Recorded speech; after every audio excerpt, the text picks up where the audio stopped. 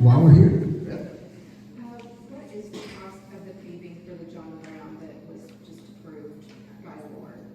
Just so that we can all hear you, what was the cost of the paving at the John Brown parking lot that was just approved?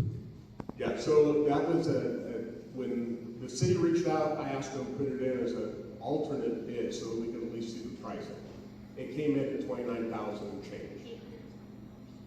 $29,829 CFO. Is it quite a bit different than the $180,000 of excess or left over from Apple Elementary? Are those funds then going to be applied to some of these other facility items?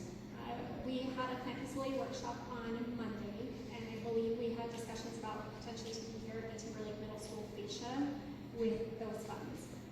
You've seen Timberlake Middle School definitely needs help and needs help now, and so we had talked about that. I anticipate bringing that to the board for official approval at our next board meeting.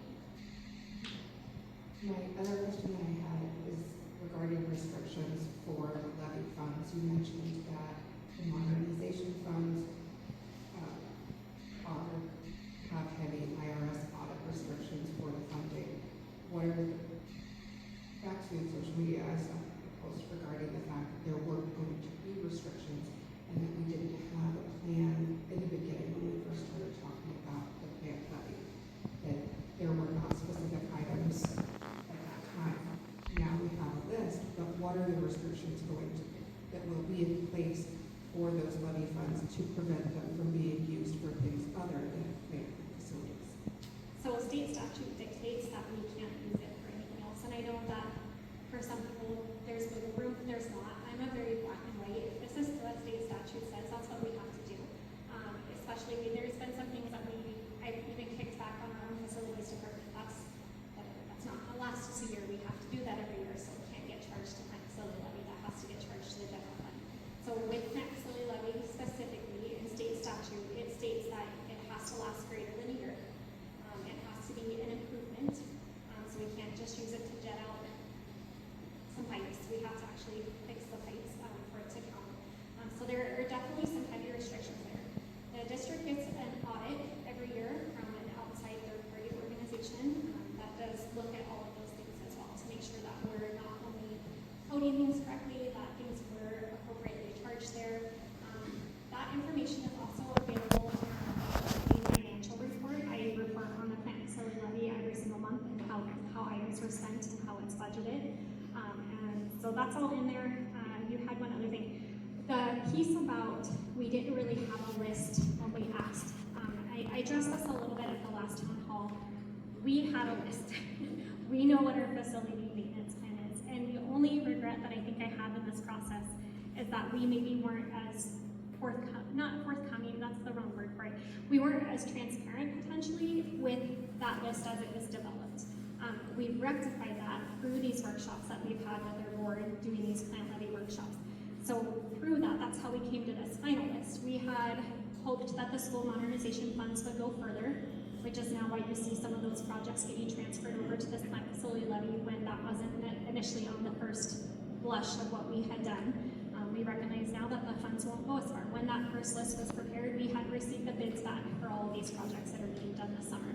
And so with that, with the realization it's not going to go as far as we would like it to. So now we need to shift gears and make sure it's the first couple things that we take care of. That school modernization money really forced us to take a look at our facilities plan back in 2024, reevaluate all of our buildings. We had to send such a detailed report to the state, and the requirements on that school modernization money was to get things from poor or needs immediate replacement to good or perfect. We're not going to get to perfect, but we're going to try our best. And so those were how that 10-year plan was really taken into account. We also looked at our roof matrix, what roofs needed to be replaced. Timberlake, middle school, and some of the district buildings that are support buildings, they're past their useful life. And so that's why you see roofs in, I think it's year 4, that we have a lot of roofs in there, because we need to start doing that. So there was a plan. We definitely had a plan. So I don't want it to seem like we were just asking willy-nilly for money. Unfortunately, fortunately, whatever, how you want to say it, we do the best that we can with gonna be able to do these projects because we just don't have the money in the general fund to do it. We don't, we barely have enough money to keep Tim's preventative maintenance going. But that's why this money is so important. We were very specific in the dollar amount that we asked for. $3 million is a dollar amount that we are very comfortable with as a facilities and like district team working with without having to go so much to outside services to manage those projects. That's a dollar amount that Tim can manage in-house with support, but not having to go out and get a general contractor to do them all. Tim's qualified to be a general contractor, but to run that many projects and run the district facilities on top of it, it's a lot to ask, right? $3 million is a very comfortable threshold for us that we know we can accomplish projects over the summer, because that's when kids aren't in the building, and that we can do it in-house, which will save money for the taxpayers as well.